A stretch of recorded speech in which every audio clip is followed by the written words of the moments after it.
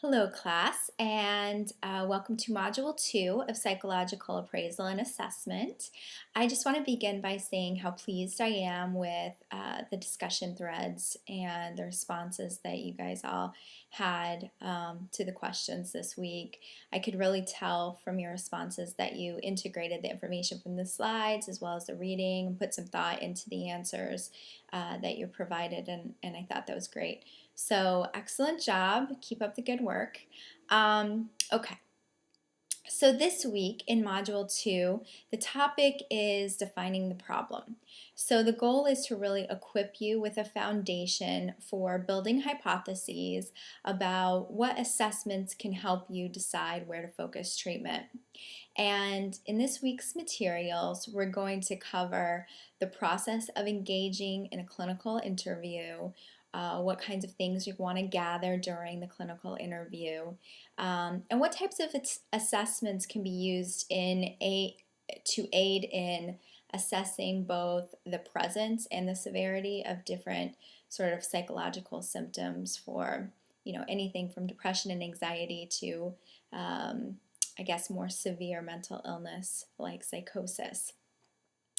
So we're also going to cover the mental status examination, and the way that I've structured it is I've kind of given you a specific structured mini mental state exam. It was developed by Folstein in 1975, and I put that copy of that in the slides. And then I've also included some information about how to do a mental status exam in more of a clinical interview, kind of non-structured way. And my hope is, you'll take these pieces of information and actually use both of them because I think they both really go hand in hand. Now, finally, we will cover some specific specialized assessments for self-harm or suicidality and drug and alcohol abuse. All right. Now, as you go through the slides and the readings for this week, keep in mind that many of these assessments, including the clinical interviews, are self-report. And as we discussed last week, self-report is a great way to gather client-specific information, but it assumes that the person is being open and honest and providing you with accurate information about what's happening with them.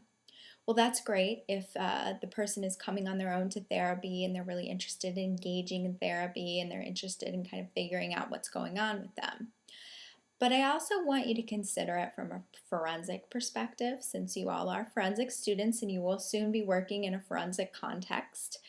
So consider what happens if you have a person before you who's been ordered by the court to come and see you for either treatment or evaluation. They might not be willing, or so willing, I guess, to divulge personal, in some cases very personal, information to you because they could fear that, I don't know, it would be used against them in court, or any number of fears people have about telling personal details to strangers when they're kind of being forced to. So you always have to keep this in the back of your mind when you're working in the forensic world, and constantly, continuously assess the consistency of information that you're getting from this person. Is what they're telling me in my clinical interview the same as what they're telling me through self-report assessments, paper and pencil self-report assessments? And is that information the same as, they're telling me on other types of objective or subjective measures? So just to take one example, let's say I'm talking to a client, I'm asking about his substance abuse history, and I ask, when was the last time you used marijuana? And he says, I've never used marijuana, I don't use marijuana. Okay, next question. But then I'm giving him a substance abuse assessment like the Addiction Severity Index, and he reports that he was arrested for possession of marijuana 6 years ago. Well, that kind of raises some red flags about how honest he's being. It may just be that he misunderstood my question initially. Maybe he thought I was asking if he was using marijuana right now or today. But it's kind of important to always keep the consistency of the information in mind as you're working with the forensic population. All right, so now just a couple of quick comments.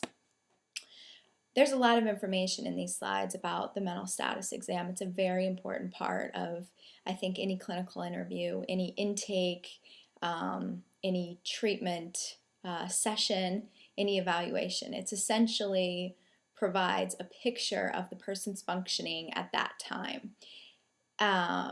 So I'm providing the foundation for you through the slides and the text this week, but we're also going to have a chance to practice going through an interview, practice using Folstein's mini mental state exam during our weekend lecture. So just kind of keep that in the back of your mind if you really want to learn more about it or want to be able to practice it. We will get a chance to do that during our weekend. The other thing is this module includes discussion of assessment of self-harm or suicidality, but it doesn't include assessment of harm to others. And I did that on purpose because I'm including the assessment of harm to others in a talk that we'll have during the weekend lecture on dangerousness. So don't feel like you've missed that piece or I've missed that piece. We will get to it during our dangerousness discussion during our weekend lecture. All right, so thank you very much for your attention, and I hope you guys have a great week. I look forward to reading your responses to this week's discussion thread.